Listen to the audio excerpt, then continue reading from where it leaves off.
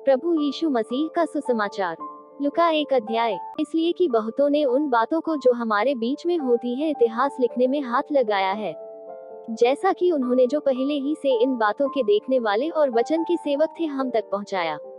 इसलिए हे श्रीमान थियोफिलुस, मुझे भी यह उचित मालूम हुआ कि उन सब बातों का संपूर्ण हाल आरंभ से ठीक ठीक जांच करके उन्हें तेरे लिए क्रमानुसार लिखूं, कि तू ये जान ले कि वे बातें जिनकी तूने शिक्षा पाई है कैसी अटल हैं।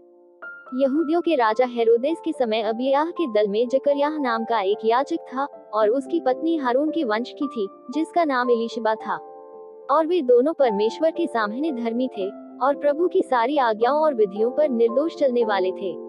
उनकी कोई भी संतान न थी, क्योंकि एलीशिबा बांझ थी, और वे दोनों बूढ़े थे जब वह अपने दल की पारी पर परमेश्वर के सामने याजक का काम करता था। तो याजकों की रीति के अनुसार उसके नाम पर चिट्ठी निकली कि प्रभु के मंदिर में जाकर धूप जलाए। और धूप जलाने के समय लोगों की सारी मंडली बाहर प्रार्थना कर रही थी कि प्रभु का एक स्वर्गदूत धूप की वेदी की दाहिनी ओर खड़ा हुआ उसको दिखाई दिया। और जकर्याह देखकर घबराया और उस पर बड़ा भय छा गया। परंतु स्वर्गदूत ने उससे कहा, हे जकर्याह, भयभीत न हो, क्योंकि तेरी प्रार्थना सुन ली गई है, और तेरी पत्नी एलीशिबा से तेरे लिए एक पुत्र उत्पन्न होगा, और तू उसका नाम यूहन्ना रखना। और तुझे आनंद और हर्ष होगा, और बहुत लोग उसके जन्म के कारण आनंदित होंगे, क्योंकि वह प्रभु के सामने महान होगा, और दाखरस और मदिरा कभी न पिएगा, और अपनी माता के गर्भ ही से पवित्र आत्मा से परिपूर्ण हो जाएगा, और इसराइलियों में से बहुतेरों को उनके प्रभु परमेश्वर की ओर फेरेगा।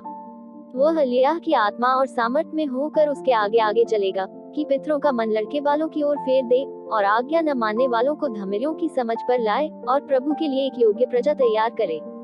जकर्याह ने स्वर्गदूत से पूछा, यह मैं कैसे जानूं, क्योंकि मैं तो बूढ़ा हूँ, और मेरी पत्नी भी बूढ़ी हो गई है।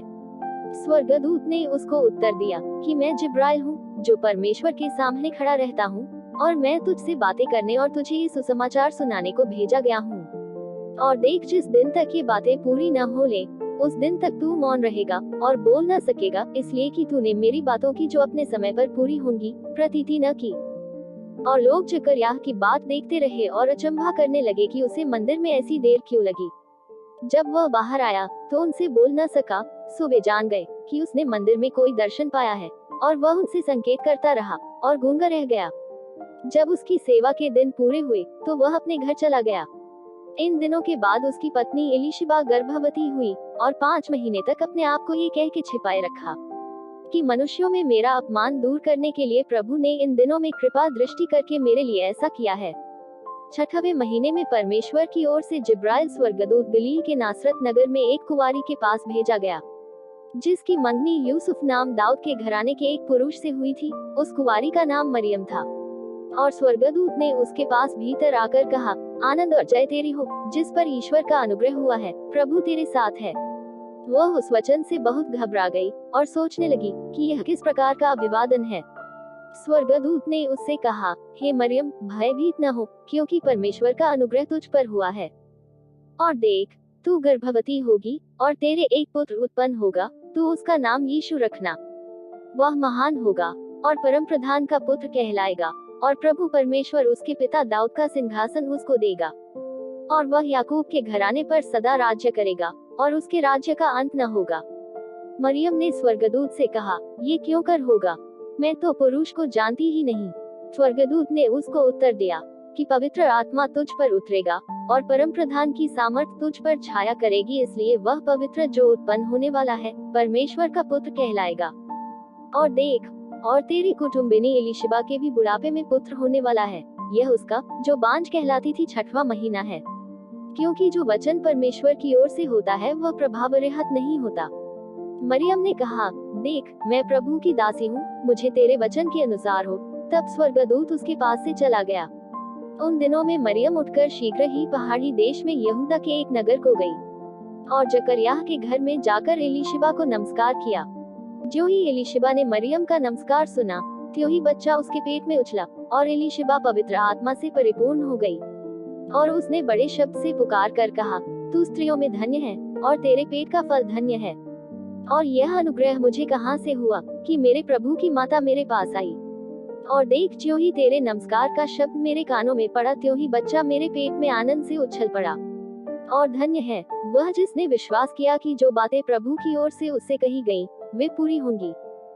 तब मरियम ने कहा, मेरा प्राण प्रभु की बड़ाई करता है, और मेरी आत्मा मेरे उद्धार करने वाले परमेश्वर से आनंदित हुई, क्योंकि उसने अपनी दासी की दीनता पर दृष्टि की है। इसलिए देखो, अब से सब युग युग के लोग मुझे धन्य कहेंगे, क्योंकि उस शक्तिमान ने मेरे लिए बड़े बड़े काम किए हैं, और उसका नाम पवित्र है, और उसकी दया उन पर जो उससे डरते हैं पीढ़ी से पीढ़ी तक बनी रहती है। उसने अपना भुजबल दिखाया, और जो अपने आप को बड़ा समझते थे उन्हें तितर बितर किया। उसने बलवानों को सिंहासनों से गिरा दिया, और दीनों को ऊंचा किया। उसने भूखों को अच्छी वस्तुओं से तृप्त किया, और धनवानों को छूछे हाथ निकाल दिया। उसने अपने सेवक इस्राएल को संभाल लिया, कि अपनी उस दया को स्मरण करे जो इब्राहिम और उसके वंश पर सदा रहेगी, जैसा उसने हमारे बाप दादों से कहा था। मरियम लगभग 3 महीने उसके साथ रहकर अपने घर लौट गई। तब एलीशिबा के जनने का समय पूरा हुआ, और वह पुत्र जनी। उसके पड़ोसियों और कुटुंबियों ने ये सुनकर कि प्रभु ने उस पर बड़ी दया की है, उसके साथ आनंदित हुए। और ऐसा हुआ कि 8वें दिन वे बालक का खतना करने आए, और उसका नाम उसके पिता के नाम पर जकरयाह रखने लगे। और उसकी माता ने उत्तर दिया कि नहीं, वरन उसका नाम यूहन्ना रखा जाए। और उन्होंने उससे कहा, तेरे कुटुंब में किसी का ये नाम नहीं।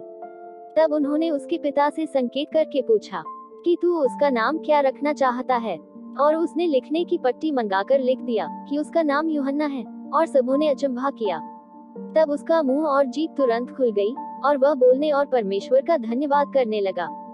और उसके आसपास के सब रहने वालों पर भय छा गया, और उन सब बातों की चर्चा यहूदिया के सारे पहाड़ी देश में फैल गई।